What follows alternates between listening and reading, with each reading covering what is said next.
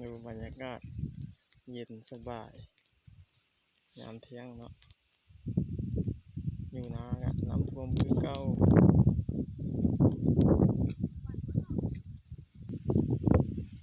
ตอนนี้ว่าตอนเที่ยงแล้วเรากำลังเมือบ้านเมือเงิน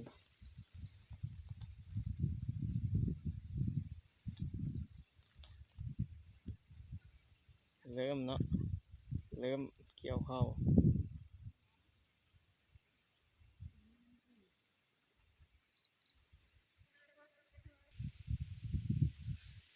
ทางเมือเนาะ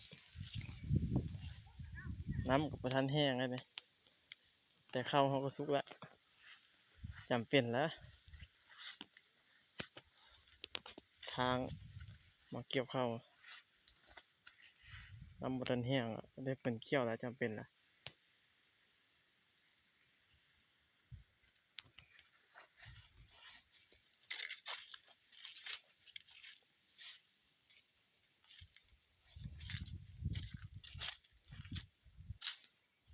ธรรมชาติเนาะบ้านเขา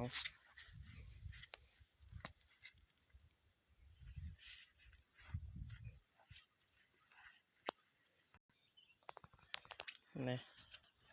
มาเบิ่งนี่น้ำตามทางเลยโอ้บักหลาย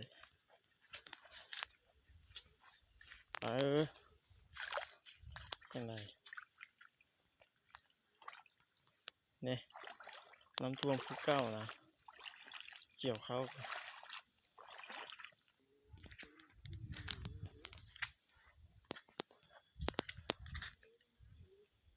เกี่ยววันแรกกระเจ้ากะ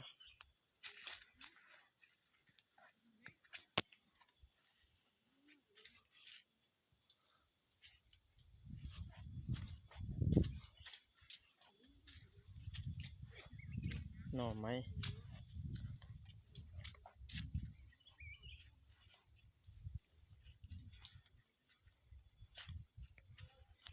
เป็นท่าเลยนี่น้ำท่วม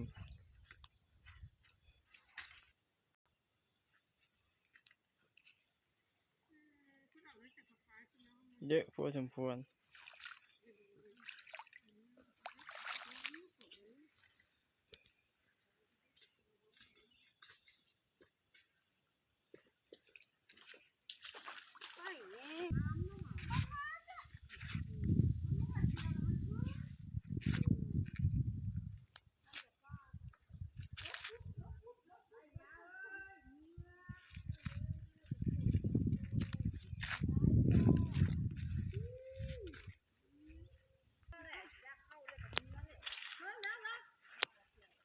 ไปแล้วเนี่ย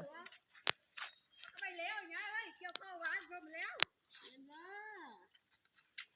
ถูกแล้วเลยเกี่ยวมือเลยเว้ยขอชุบเกี่ยวกับทุกคนนี่คนเนาะมันแหละเกี่ยวมือมันเลย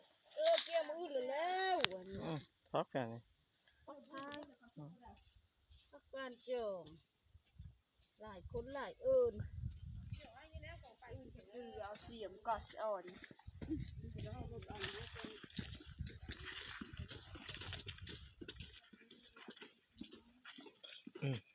ก็11 โมงแล้วเลิกเวียกพากันพาเนี่ยย่างเมือบ้านกูละ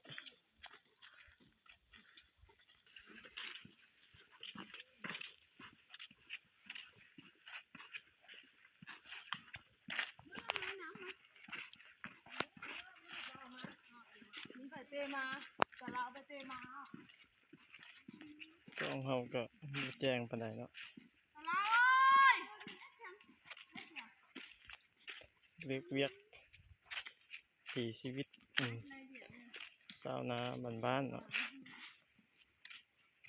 เลิกเวียกกับเอื้อนโน้มากินข้าวหาหน่อไม้เนาะวันนี้บ่มีหน่อไม้ก็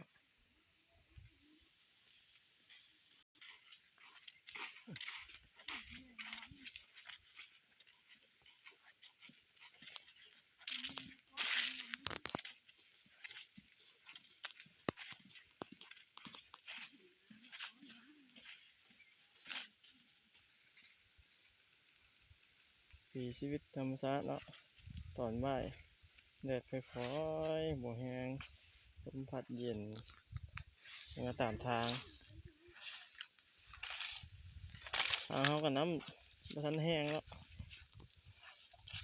น้ำลายมาฮอดน้ำห้วยแล้ว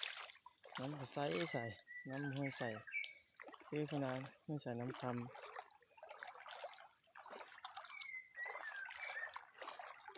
นี่น้ำห้วยกับทันแห้งครับ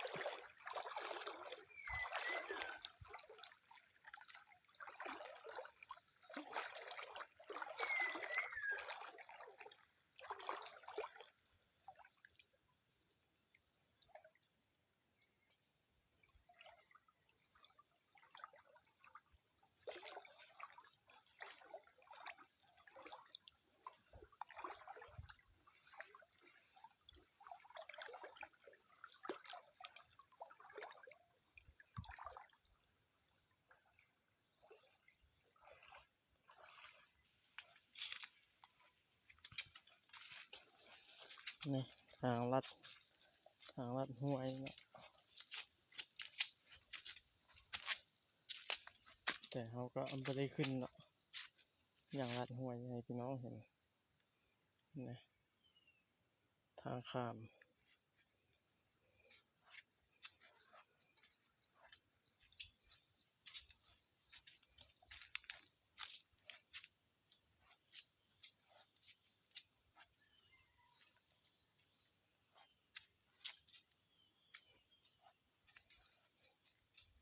นี่ขู่ตัวนี้ได้หันนะ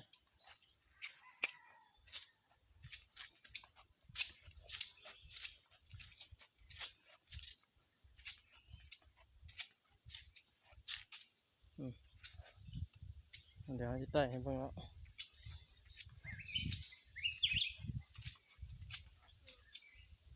ชีวิตคนชาวนาธรรมชาติตอนเที่ยงแดดไม่แรงลมพัดเย็นทางเมืองบ้านเนาะจะฮอดบ้านแล้วนี่เรามาฮอดตูทางเข้าบ้าน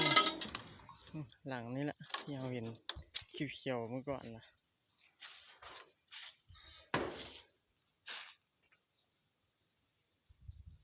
เห็นไหม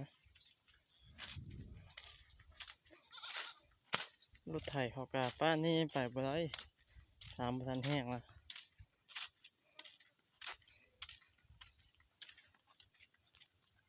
ก็เราก็จบคลิปเพียงเท่านี้เนาะบ้านแล้วไว้กันหน้า EP ใหม่คลิปใหม่เจอกันติดตามด้วย